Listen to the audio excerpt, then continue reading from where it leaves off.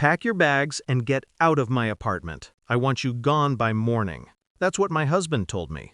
On the morning of our wedding anniversary. He said it so calmly, as if he were asking for the salt at dinner. And I just stood there, staring at the man I'd once promised forever to. I didn't scream. I didn't cry. I smiled. Small, polite, almost grateful. Because in that moment I realized something he didn't. He had no idea who he was married to. We met 7 years ago in a bookstore, of all places.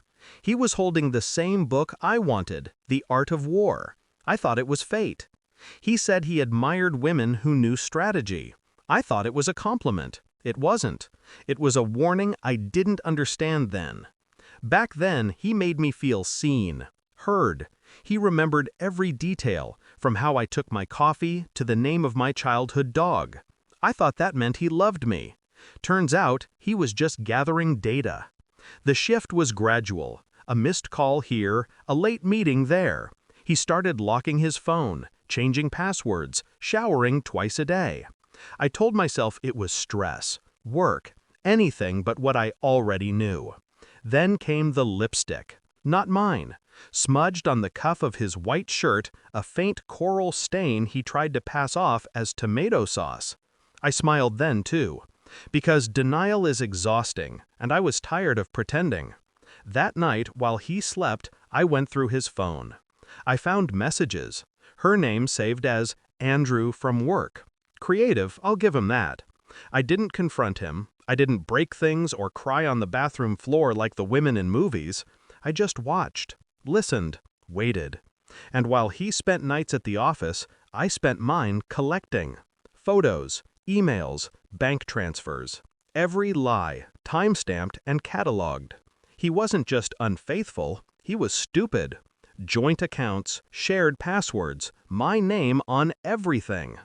The plan came together slowly, like a painting you only appreciate when you step back.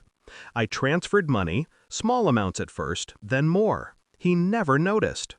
I sold the stocks he bragged about picking, moved assets into a trust he couldn't touch. When he finally told me to get out, I was already gone, at least on paper. The apartment? In my name. The cars? Sold. The accounts? Empty. He thought he was kicking me out of his life, but really, he was standing in mine. That night, I packed. Not clothes, not shoes, just my silence. He was too busy texting her to notice me leave. I checked into a hotel, ordered champagne, and slept better than I had in years. The next morning, our anniversary, I sent him a message. Check your accounts. 10 minutes later, he called. His voice was shaking, breathless. What did you do? I let the silence answer for me. He shouted, begged, threatened.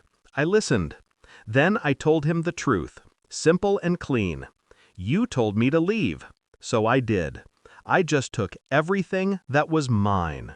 And it was, legally, strategically, perfectly. By noon, she had left him. Turns out, mistresses don't like bankrupt men. His company found out about the creative expense reports. He lost his job by Friday.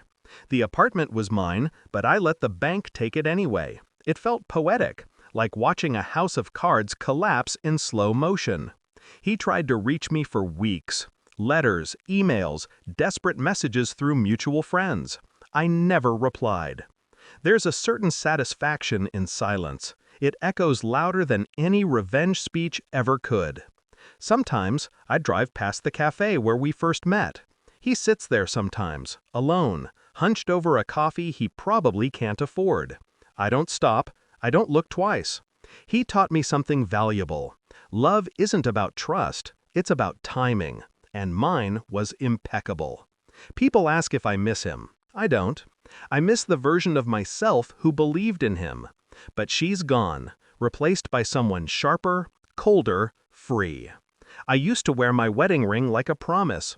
Now it sits in a glass box on my desk. A trophy.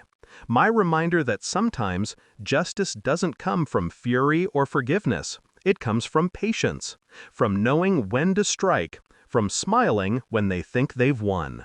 And the next morning, He woke up to an empty apartment, a frozen account, and a single note taped to the fridge. Happy anniversary.